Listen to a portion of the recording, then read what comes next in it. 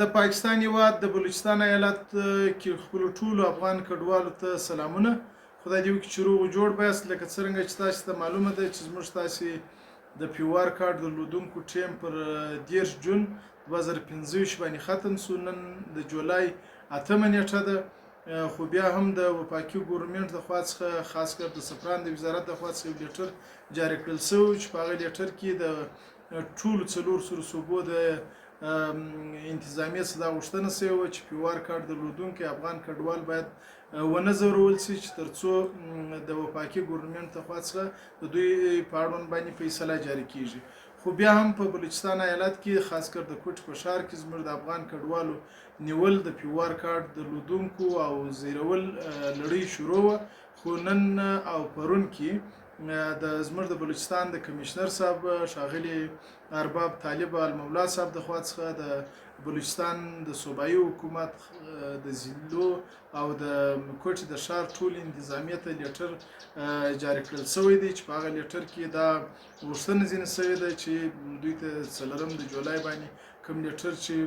جاری کړل شوی و چې په هغه کې غوښتنه دا وه چې پیوار کارت درلودونکي باید ونه نیول شي او ونه ځورول شي. خو بیا هم دا لړۍ شروع. نو ستاسو غوښتنه کوو چې د افغان کډوالو د پیوار کارت درلودونکو نیول یا زیرول باید ودرول شي ترڅو چې د وفاقي ګورنمنت د خوا څخه د دوی په اړوند باندې فیصله کیږي. نو موږ د ښاغلي کمشنر صاحب د دې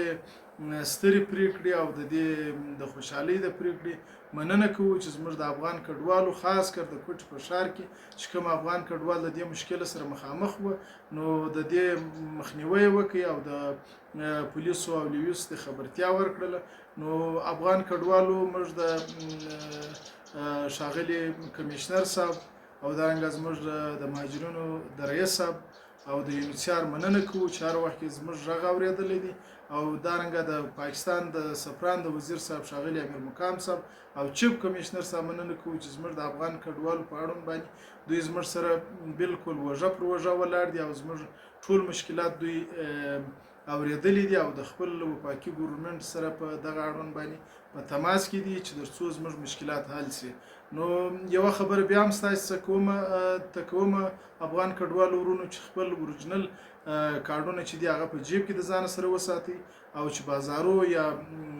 کم کار او روزګار ته تلاس باید خپل کارت د ځان سره ولري چې د داسې مشکلاتو سره مخامخ نشي. مننه.